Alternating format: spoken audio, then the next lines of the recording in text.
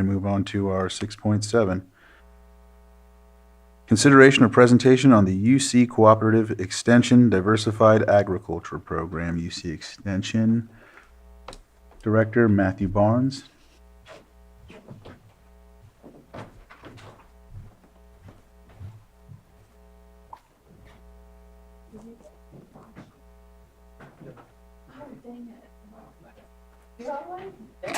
All right. Back up to the backup.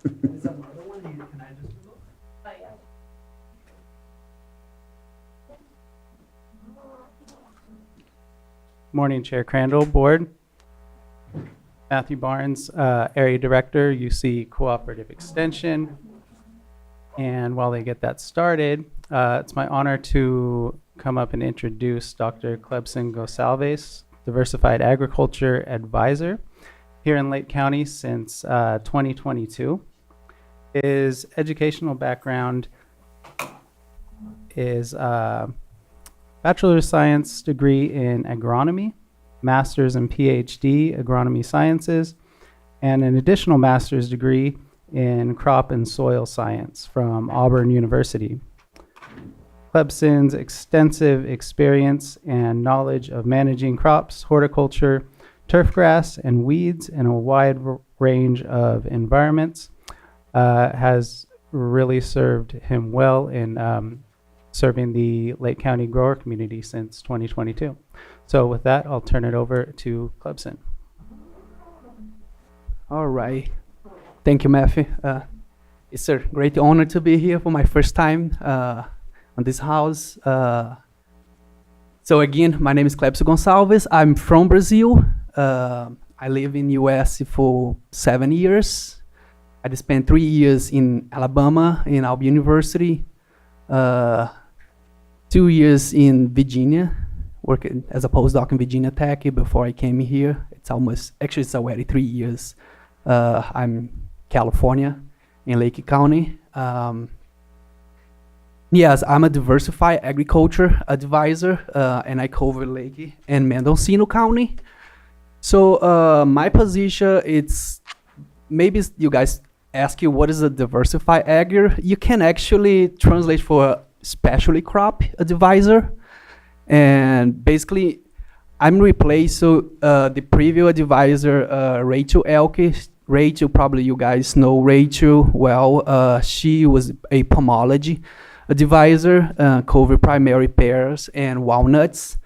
In my case, when Rachel decided to retire, she was the one designing my position because she understood that only a pomology advisor will not satisfy the country like this, both counties anymore, because the pears and walnut industry decline on the area, and there is a need for not all the crops. What would be next? What would be the next crop for those regions?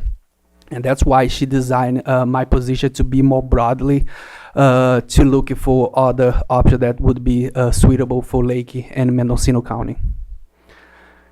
And because being a pomology advisor, again, she was working primarily with walnuts and pear growers and all the small farm, like diversified, like vegetable growers, they was never served before. And she was like thinking that for this new position should be covered as small farmer as well. And one of the first responsibility in my position was create a needs assessment to meet my clientele and learn what the needs are, what challenge they have on the area, and how can I better serve my region. And I could spend like hours just my needs assessment to show all the challenge we have in the area, but I put only one single slide here where show who my clientele is. And one of the interesting thing is that more than 40% of my clientele never received UC Cooperative Extension support before. And the 58% was more like pear and walnut grower, but was very motivated to me to work with those clientele that never receive UC Cooperative Extension support. So how I been engaged with my clientele? Again, like we do a lot of farm visit. I really like to spend time to visit farm property, to talk direct with the growers, to see what they are doing and what challenge they have and what they are looking for to increase the farm profitability. And also I work design events based in my needs assessment. For example, workshop, field days, webinars. For example, the pear and walnut meetings that we have, normally it's something that I carry from my previous advisor. Rachel, she was already working for those two groups, but I've been working and design meetings and workshop for the organic small farm, variable pass management, because this is one of the big challenges I identify in my needs assessment. Pruning, a lot of small farm, they start like a small orchard, but they after some point they start getting challenged to manage. And like pruning is one of the big questions I have in general pomology, but also in olive trees, because I seen like an increase in people interested in olive orchard in the area. I've been also organized a few days like for olive and grape in collaboration with the viniculture advisor, pear and grape field days, workshop more focused in drought resilience as well, and work with the master garden program, design classes and workshop for the homeowners in the area as well. So my program is research and extension, and on the research side, being a diversified, I've been, and based on my needs assessment, I've been try working in different areas. I forgot to mention at the beginning, I'm a weed scientist by training, and my needs assessment showed that weed management is one of the big challenges that we have, primarily in organic crop system, because we do not have a lot of management strategy. And primary small farm, what they do manual weed control. Organic orchard, they mow the area. There is not a lot of management strategy available. And a big portion of my program is focused on weed management. For example, try identify and understand how organic herbicide work, how they can be implemented in the field. And I also work with low input strategy. For example, walnut growers, in a time like now, they are not making money out of the orchard. How they can reduce chemicals and maybe use the leaves as a strategy to control the weeds. There is a lot of like chemistry behind they use the leaf. They have some allelopac effect to suppress weed that I'm not gonna go deep on, but also there is a physical effect by use the leaf you can suppress weed. I also work with conventional growers. Primarily try design better herbicide program to have a long-term control of weeds on the field and reduce crop residue, because if you spray very close to harvest, you might end up have residue on your crop, and by like prolongate your window between your last application and the harvest, you minimize the risk to have herbicide residue in your crop. And I've been working with growers and with the California pear board to try design better herbicide program for conventional growers. So this part I really love work with emerged technology. I've been working before, and I felt that was very important to continue work with emerged technology. Even a lot of those technology are extremely expensive right now, but I as a scientist, I feel that now is the time to have data and show if they work or not on the field. For example, I work with one company that's called Verdante Robotic, where they doing hyper-precise spray technology with pesticide. This technology, it's it's not a new technology. I know UC Davis Specialist has been working on that technology for the past 20 years, but now we actually are able to implement on the field because of the AI. Before we knew how the technology worked, but we was not able to implement because we don't have the technology to make work in the field. Right now with the AI and with computer vision, we are actually able to go in, for example, in an annual crop and identify the crop. For example, if you work with tomato, the machine are able to identify the tomato and also identify the weeds, and they're gonna spray the product only on the weed without zero impact, zero product on the crop. And the more interesting now, because the technology we able to identify both, the company are moving forward to have, like, for example, 2 tanks on the machine, where one tank you're gonna use with fertilizer and one with herbicide. Basically, the machine is gonna identify the crop and spray the fertilizer, or if you use like a fungicide or insecticide, you're gonna do directly on the crop, and herbicide only on the weeds. You kind of like save a lot of money in a single pass. You're gonna like feed the plant and kill the weed, and that actually is a very interesting technology. Again, it is a very expensive technology. I don't see this available for a small farm right now, but it is the time to do research and show how those technology is effective in the field. And in my case, I have a small prototype. I don't have the big machine, as you guys see there. I have a small one in my lab where I do manual application. You see, like on the top, I have a computer where we see the crop and the weeds, and we spray directly on the weed only. And also, I'm doing like some droning work. I work in my previous work with droning a lot. And now we have the opportunity to do like some biological pest control in orchard. On this case, we use like stereo insect. Basically, the insect like pass through some radiation and no longer have eggs viable, and they become stereo. And we release this insect on the orchard, and they're gonna mate with the natural insect, and they're not gonna have the next generation. And we are doing this work using drone to release because we are able to save on label. And for this work with stereo insect is a collaboration with USDA and other UC Pharma Device, and in this case, like the UC IPN Pharma Device syndicron. So integrate pest management. I also been working in collaboration with other UC Davis specialists and other pharma devices, for example, to control of breast cancer, dieback canker disease in pear orchard. This is a collaboration with Keith's Escalante lab in UC Davis. This is a problem we have in orchard here.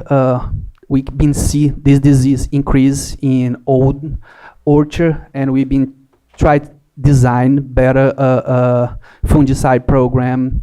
First, we was try identify the pathogen that caused the disease, and now we are moving for better program to reduce the infestation in orchard. So the flat hair borer is a new pest. Probably you guys have seen on news. Basically, essential the flat hair borer is when you call like borer insect, they normally attack wood. They will never attack fruit. They have to go inside the plant trunk and build like a chamber and leave it there and complete the cycle. We was not expect insect like on this family actually to attack a fruit, and for some reason 3 years ago we start to see this insect attack pear fruits. In the beginning we was just think, oh, maybe it's just like a confused female that attack the fruit, but we was expect the insect would not gonna survive because that pest take like at least 6 months inside the wood to complete the cycle. And when we think in a pear fruit, they're gonna fall on the ground if not harvested, and they're gonna rot in a couple months. But for somehow actually the insect is able to build like a chamber, and the insect is able to survive inside the pair. And as you guys can see on this picture, we have like the larvae and the adult actually emerge from a pair. The pair kind of like dry, and the insect is able to complete this cycle. And right now we already identify the insect. On the beginning, we was in complete dark. We was try identify the insect. Now we know it's called Pacific flat-haired borer. Actually, it's native from the area. It's not an invasion, and that's a good thing. Now we try understand what's happening, why this insect is changing behavior, and why they decide attack the fruit now. And we've been like conduct more study. We try to look if there is some DNA. Some change on the DNA, but we still don't have the answer. We are still moving for with those study. Wait, But it's question. Yeah, I just have a question about this. So, is it still attacking wood, or is it like just moved over to fruit totally? no, they essential attack wood. They're doing both now, and now they're expanding to yeah. also doing the pears? Yeah, we saw only in pair right now. We never actually was never report so ever wood wise. That type of that family of insect attack fruit. They are essential wood host. And just to have a idea on this family, we have around 15,000 insect, and was never report so ever one insect attack a fruit. Because it did not make sense. Initial, as I mentioned, we was expect they will not survive on the fruit because the fruit's gonna rot. They have to stay for long than that to complete the cycle. This is a total new thing for us. And actually, I'm not an entomologist. I'm a weed scientist, but the advisor I work with, she's an entomologist, and she talk with other in conference, other specialists in entomology, and that thing kind of like blows their mind because nobody with an entomology expertise would expect that change in behavior. It's something completely new. Wow. But the good thing right now, we don't see the population increase. Looks like actually, at least we hope that's not gonna reach economical level, but we still monitor to see if there has been moved for other orchard. Right now, it's very concentrated in a few place in Lake County, primarily like close to the Big Valley area, and primarily seen in organic orchard. Basically, we believe that whatever grower has been sprayed to control other insects, also is being controlled that one, like indirectly. It's primarily right now in organic orchard, but we keep looking to see if the population is gonna increase or not. So water conservation, I've been doing some collaboration with, this is a grant from USDA in collaboration with a UC Davis specialist. Basically, this trial, we have this trial set in 10 different counties, and I'm responsible for Lake County, where we assess the irrigation managed in Walnut, use like autonomous divisor, because it is a lot of labor consumed. Use the pressure chamber. I don't know if you guys heard about pressure chamber. Is one of the technique growers use to schedule the irrigation. Actually, I would say like a lot of growers use the pressure chamber to schedule irrigation. That's very accurate.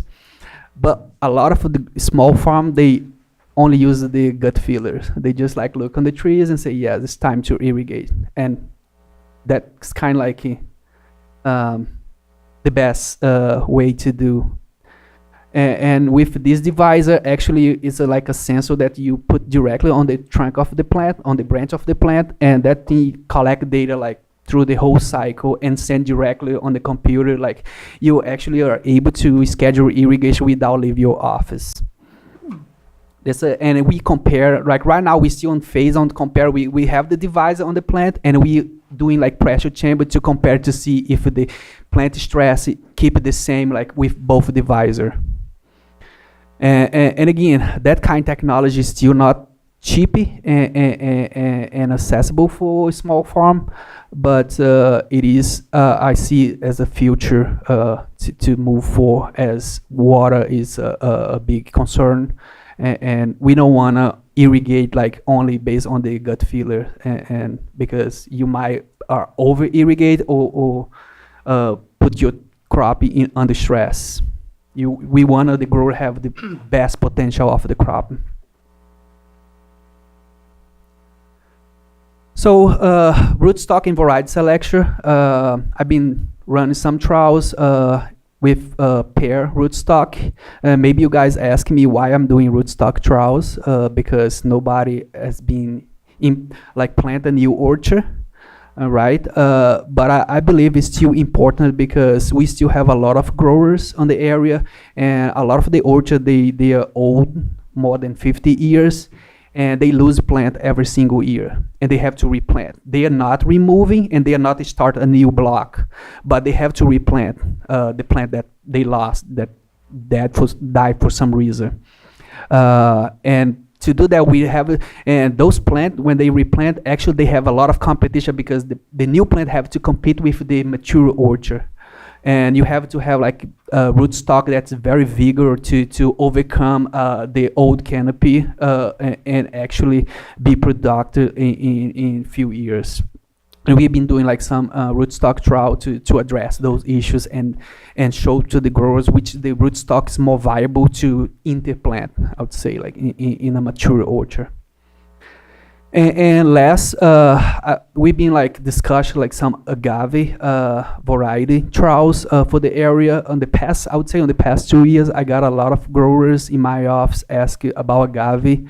Probably if you guys drive in California, you're gonna see a lot of new agave plantation. It's kind of like a new crop that a lot of farmers has been so interested in because it's you can grow agave in a dry farm situation. They require minimal water, and yeah, that's been like that is a lot of demand in California right now. It's a lot of potential. Right now, who start like the people that start like 10 years ago, they are making good money. We don't know if everybody start planting agave, how the market is gonna looks like in 10 years. Because it's the crop will be ready to harvest around like 6 to 8 years, basically. But again, there's a lot of farms interested in agave. You guys see like the grape industry is not very good right now. There's a lot of grape field being removed, and I've been like I got a lot of questions about agave variety, which variety would be suitable for Lake County, and I don't have the answer. And I say, hey, I think the best way to have an answer is do some trials, like do a variety trial to see what's working in the area, and working collaboration with the tribals and math. We put a grant together where we request some grants for agave variety trials, and if passed, we're gonna have one trials maybe start late this year or early next year, and that trial, if approved, is going to be running in tribal land in Middletown Rancheria area. I'm very excited about because I don't have a lot of knowledge in agave, but definitely I'm eager to learn more. And right now, I've been start work with some UC A&R advisors and specialists, and we start like build a work group through California. Because there is other specialists more like in San Diego area, Ventura area that's already have agave plantation. They've been working for longer than I, and we start build like a work group and start have workshop to everybody can learn together about agave to better serve the clientele, and for my case to serve like Lake County clientele. And I hope like in a few years, if we move forward with this trial, we have a better understand about agave and which variety would be suitable for the area. So again, this is my last slide. It's just like to show as a diversified agriculture advisor, I'll not be able to do a lot of stuff by myself, and I've been, since my day one, I've been trying to establish a lot of collaboration with local organization, also statewide and nationwide organization. For example, Lake County RCD, Farm Bureau. I work very closely with Farm Bureau, like NRCS, CAFE, DPR, CDFA, that has funded a lot of my trials. And I also work with industry, like the California Walnut Board, and Pear Board, and other private organization that has been very supportable for my program. Yeah, that's my last slide. I just feel so blessed to be on this place. I really love, and I'd say it's a beautiful place to grow a family. And yeah, I thank you, God, for all the blessings in my life. I will love this country. And thank you all. Well, thank you for that. Are there any questions from Supervisor Pyska? Just some comments. Dr. Gonzalez and Matt, thank you for bringing this. This is one of the things that we've been hoping that we could do more, is have a better understanding of the UCCE programs and our advisors that are here locally and the work that you're doing. So I'm really grateful for this presentation. I'm looking forward to more. And thanks for the info on the flathead borer, because I've been hearing it and I never quite understood what was going on with that transition. So thank you for helping me understand that better. I really appreciate that. Supervisor Owen? I was wondering, I noticed like when the almonds were really flooding the market, they started flavoring them, and you could buy your different flavors, and that kind of kept that almond market alive. I had went to the Ag Adventure, and it looks like they might be starting to do a little bit with the walnuts to keep that industry alive. With the grapes, are there possibly any other uses for the grape juice? You kind of go in a different avenue to help keep the wine industry alive, but doing other things with it. Is that something that you guys look into for other markets? Well, I would say that's more like a viniculture advisor question. I would say that it's a lot of marketing for grapes. And I don't think the grape industries never die. It's more like a cycle. They might, maybe the consumer, they may change in flavor. Looks like that some variety that's more desirable now that was not in the past. And for example, like the red wine, it's less desirable now. Looks like people is more look for white wine and things like that. And again, like you see, like a lot of the orchards been the vineyard has been removed, but when you look close, they are old varieties. And it's kind of like sometimes it's a cycle. And this is happened the same for the walnuts. A lot of the walnut orchard that has been removed is old variety that's fall in flavor. People don't like more. They like the new variety that's more like it's not very dark. It's more like light. Chandler? Chandler, like more soft, big shell and things like that. And it's more like a cycle. And I think like for both for the walnuts and grape industry, it's they go down, but they're gonna come back soon.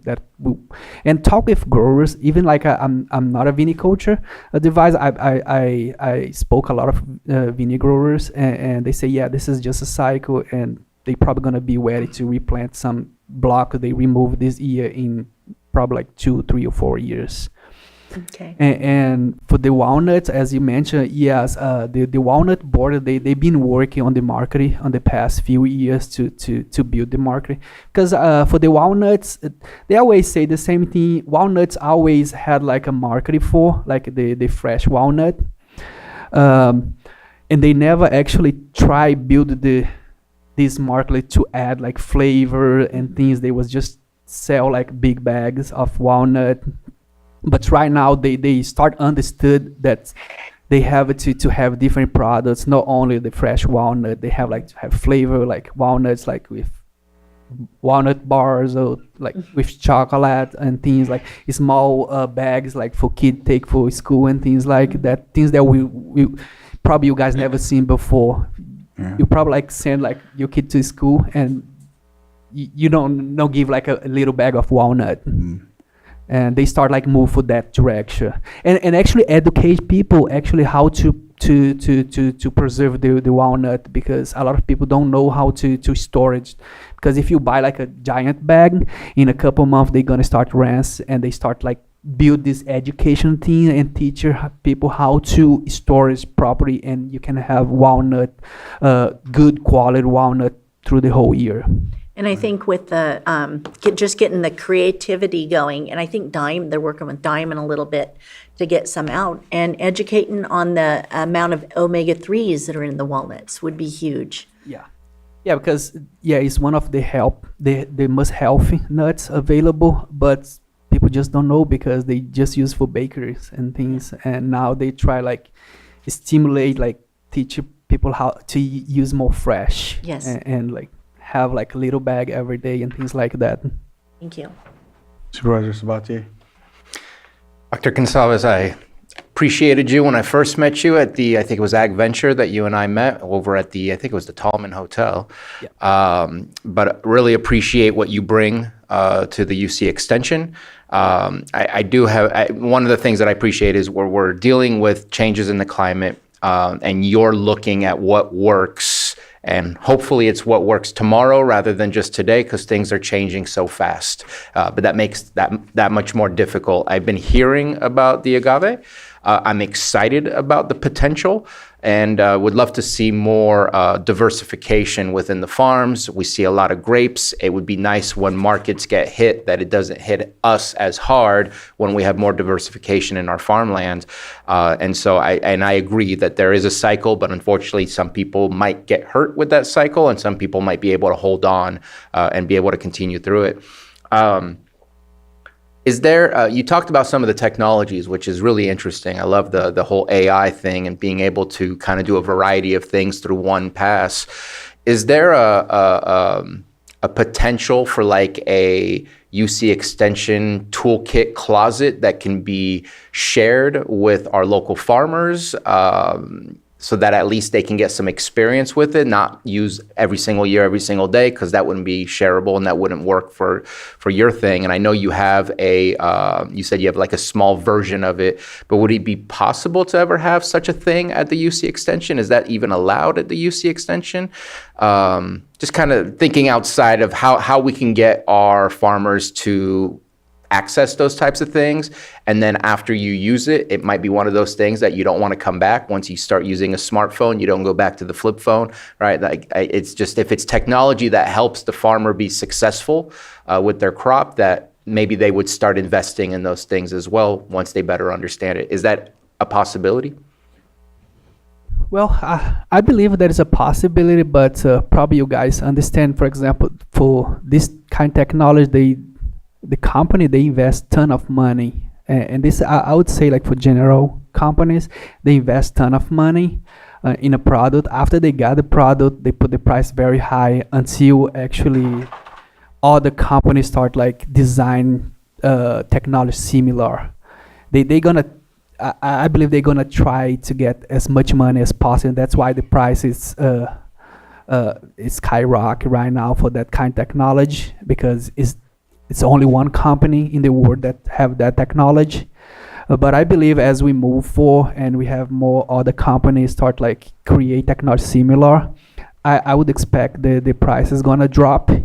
And like for the small version, I already like thinking about that, to be honest, but in terms of share, for example, I'm gonna have one machine to share, I don't think it would be a possibility, because it's a very sensitive time. Like that technology, they target within the very early stage, and pretty much everybody's gonna need the machine in the same time. That's kind of would be the big challenge. You cannot like, oh, I'm gonna need the machine, and you put your name on the list like for 30 days. When you get the machine, your weeds is gonna be big. The technology is not gonna be viable anymore. And I think that's like the big challenge for that kind of technology. But we hope, like we've been like talking with the company, they see like the future, like instead to have like the big machine that cover like multiple bad in the field, have like a small machine in a little platform. Probably you guys have seen like a small platform. It's a robotic platform that you can put anything on the top. They call Little Amigo, like from Farm MG. They have like a little remote platform that you can you buy like a clean platform and you can put whatever you want. Like if you want to put like a I don't know, I don't have no, but it's like a just like 4-wheel platform. You can put like in this case put the device in on the top. That could be more affordable. And actually, the company they already have 2 prototype on that platform that I mentioned. I don't put on the pictures, but I have seen the machine, but it's just not available for consumer because probably they're gonna hold a little one to release probably like in 5-10 years after they have like sell like have like a lot of the big machine available for the big growers and things like that. I would expect they're gonna hold until the price start dropping. But it is the future, I would say. I got a lot of questions why I'm working for that thing, because right now I would say it's not available, this technology for the small farm. But again, it's the future. We have to be up to date and do collaboration with company and see what's available on the market. Otherwise, we're gonna be behind. Vice Chair Rasmussen. Thank you. Yes, I just wanted to say thank you for the presentation. I appreciate all the work that's being done and also educating us on that, because agriculture is such a huge part of our economy and its success is critical to our future. And I think we're fortunate to have somebody with your education and experience here helping us do that. So thank you very much. Thank you, guys. I'll open it up for public comment. If there's anyone that would like to come up and talk about this presentation. Hi, Elaine Brown. Thank you so much. I just would like to comment on herbicides and their safety level. About 5 years ago, I heard that 40 to 50 billion with a B birds are missing from North America. 40 to 50 billion birds. And I think it might have to do with herbicides because it kills like the weeds, but then you have puddles out in parking lots and birds are drinking out of those puddles, and the the runoff of these herbicides I think might be killing. And I recently found out Rachel Carson, who wrote a book in 1962 called Silent Spring, it stemmed from Clear Lake, which is an amazing book, Rachel Carson. It's Silent Spring. If we could look into that more before we get into that. And, you were right, like leaves, oak leaves, pine needles. You think about high mountains, you don't see tall leaves in the high mountains, it's pine needles. And also oak leaves, if you can just spread those, it keeps it from having the weeds, natural ways. I know like promotion, I heard from someone that's a longtime pear person that years ago, there was some man that promoted pears. That's why we were like top notch. We had all these different warehouses where they actually, service the fruit, but we had someone that was definitely on the ground calling New York City, promoting our things. And I know walnuts have a 30-year the grows only last like 30 years. So that's kind of expensive. I know pecans are a big thing in the world market as far as cooking. Black walnuts, they're medicinal with parasite removal. So if we can look into that. I don't know for sure, but I heard agave might be only metabolized by the liver. And for those who have fatty liver disease, agave might not be the sugar you want to go, but someone that's listening would know that better than me. But I'm just putting that out there because there are people listening. I'm almost done here. We need money. And I think Bill Gates Foundation, he's into education, he's into agriculture. Give him a project where he utilizes just the homeopathic, the natural ways. Try that out in Lake County. Someone knows him that's probably listening. See if you can access his monies because he's highly interested in that and he's got the tech element to boot.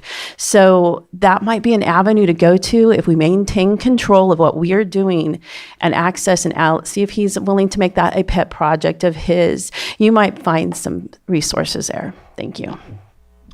Thank you. So just a few comments. First on the burn thing, I agree with you. there is many question, not only bird but other animals.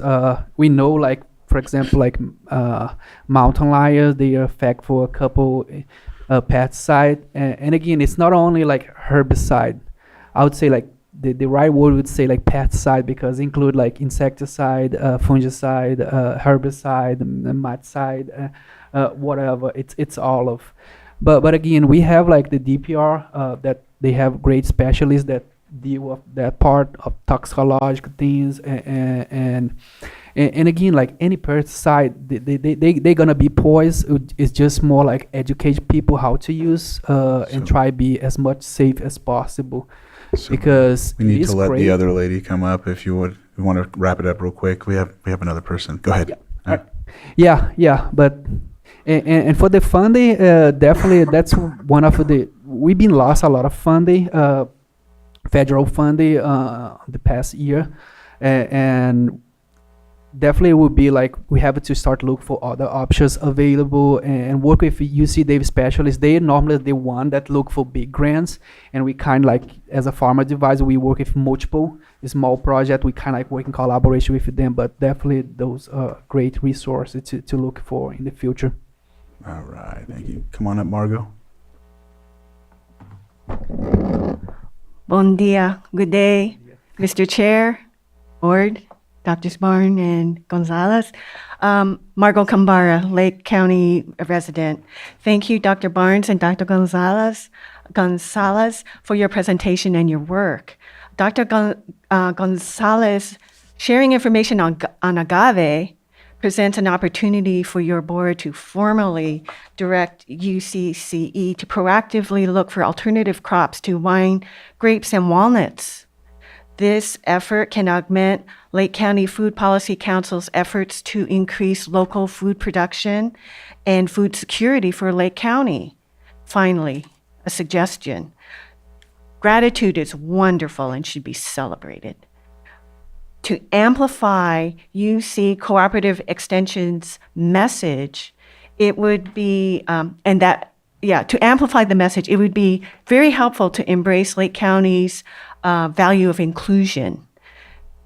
Acknowledging a specific higher power in material from a state agency such as UCCE diminishes that spirit of inclusion. So something to think about in the future. Obrigada. Thank you.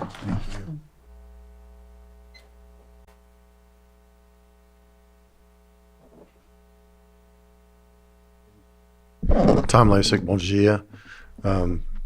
Just two questions. The first question is the technology. Do you have areas within Lake County that is currently being demonstrated for farmers to understand the technology and be trained on it? And then the second question is a little bit more specific as a weed specialist for the star thistle problem that we have all over the state. If there's anything you might be able to add to that. Thank you. If we can, you can answer this, but let's try to keep it brief. We're 22 minutes over. So, but yeah, if you can answer, but whatever else can be talked about after, we can go that route. So go ahead and. Yeah, definitely for the technology, I would love to have more extension activity on the technology to show what we are doing and teacher like have like more workshop like to teach people how calibrate and use those technology. Definitely would be great, and I would love to move forward and have more things in the field. And for the invasion things, it's not only star teeth, so that's one of my big interesting, to be honest, to be a weed scientist. I when I drive around, I see ton of invasion weeds. Star teeth is the one that's spread out everywhere, but we have plenty other species that is in early stage that I would like to do study in the future to try like assess where they are and how we can mitigate. One example is pepperweed. I see like in a very small site here in Lake County. We do have like some place that we have like milk thistle that start to spread it out.